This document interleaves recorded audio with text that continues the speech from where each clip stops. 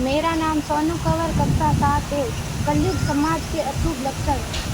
कुटुंब कम हुआ, संबंध कम हुआ, प्रेम कम हुआ, मर्यादा कम हुई, लाज लज्जा कम हुई, विनम्रता कम हुई, समर्पण कम हुए, पुस्तक वाचन कम हुआ, खान पान की शुद्धता कम हुई, हार कम हुए, कपड़े कम हुए, नींद कम हुई, घी मक्खन कम हुआ, पीतल तांबे के बर्तन कम हुए, भाई भाई का प्रेम कम हुआ, सत्य कम हुआ, अतिथि कम हुए, धैर्य कम हुआ, श्रद्धा और विश्वास कम हुआ, बड़ों का सम्मान कम हुआ और भी बहुत कुछ कम हुआ जिससे जीवन सहज था, सरल था। संतान को दोष न दे।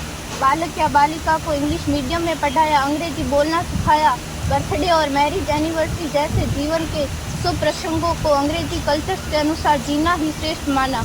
माता पिता को मम्मी डैड कहना सिखाया। जब अंग्रेजी कल्चर से परिपूर्ण बालक या बालिका बड़ा होकर आपको समय नहीं देता, आपकी भावनाओं को नहीं समझता, आपको तुच्छ मानकर आपसे जुबान लड़ाता, जब आपको बच्चे में कोई संस्कार नजर नहीं आता, तब घर के वातावरण को गंभीर किए बिना, संतान को दोष दिए बिना एकांत में जाकर रो लीजिएगा, क्योंकि पुत्र या पुत्री की पहली वर्षगांठ से ही भारतीय संस्कारों के बजाय, मंदिर जाने के बजाय केक कैसे काटा जाता है, यह सिखाने वाले आप और अम्मी है। जब बच्चा पहली बार घर से बाहर निकलता है तो प्रणाम और आशीर्वाद के बदले बाय बाय कहना सिखाने वाले आप और अम्मी है।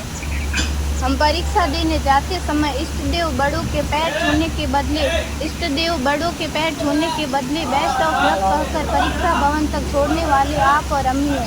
बालक या बालिका के सफल होने पर घर में परिवार के साथ बैठकर खुशियां मनाने के बदले होटल में पार्टी मनाने की प्रथा को बढ़ावा देने वाले आप और अम्मी है।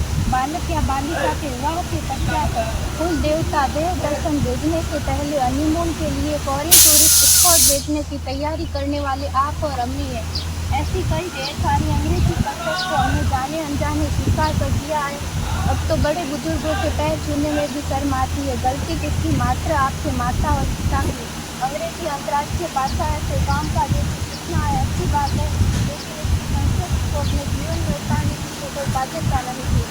अपनी समृद्ध संस्कृति को त्याग कर नैतिक मूल्यों, मानवीय संवेदनाओं से रहित अन्य सभ्यताओं की जीवन शैली अपनाकर हमने क्या पाया? अवैध संबंध, टूटते रिश्ते, व्यसन युक्त धन, थके हारे मन, छल भरे रिश्ते, अनुशासनहीन संतानें, असुरक्षित समाज। एक बार विचार जरूर कीजिएगा कि संस्कारवान पीढ़ी क्यों आवश्यक है।